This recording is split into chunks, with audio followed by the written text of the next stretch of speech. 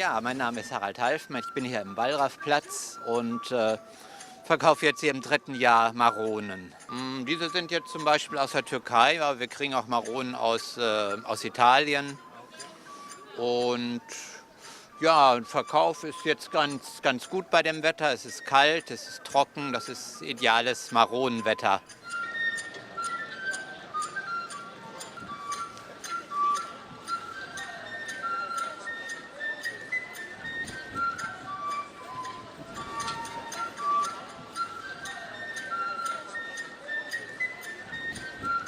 I'm Gidon. I live in San Francisco and I came for a few days to Germany, and today is my first day in Cologne, and I was so happy to see the Maroni. It's something that reminds me of my childhood when my dad used to give me some of these, so I just bought a few.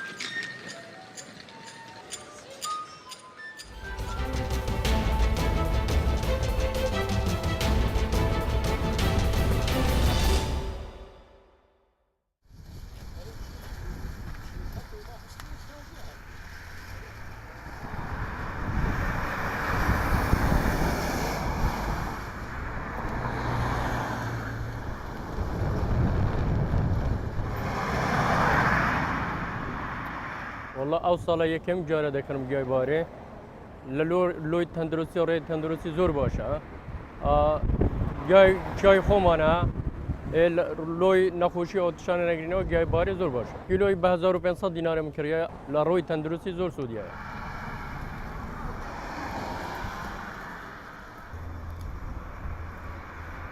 بەهۆی نەبوونی بەفر و بارانیش زۆر ئەو ساڵە وەختی خۆی لە پاییزە و سەرەتای زستانە وای کرد کە بەهارەکە بێتە پێشەوە ئەو جیا بەهاریانەکە ئێستا دەستمان دەکەون بە زۆری لە ناوچەی بادینە کە ساڵانە لە گوێمان لێ بۆ لە ئیختیارەکان کە مانگێک فەرقی هەیە لەگەڵ ناوچە شاخاویەکان و کوێستانیەکان لە مەنتیقەی بادینان زووتر بەهار پێدا دەکات.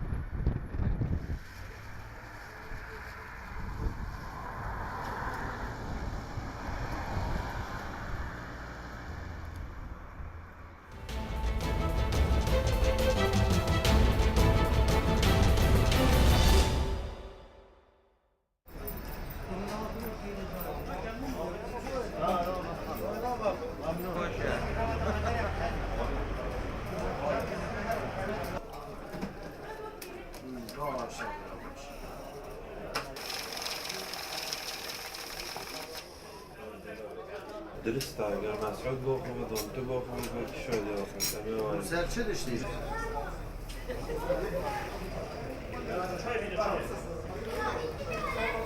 اوش 2002 ورم الفيري وده همم شولي دولار يتكن وقت معوشتين شولي ما فرق ترش وكيدي مثلا عالم تيت قسطي خواهد شد كد مثلا عالم تيت بوزاري دولار خواهد شد كد فروشت شولي ما باشده وقت معوشنا این شولي ما بچه تأثير شولي ما وكيدي رسغش دست خودت عالا دا روزانه حوالي ساعات 8 تنفيري حتى نيفرو چن مالي ام جور تنفيري حتى مغرب عزيز الحمد لله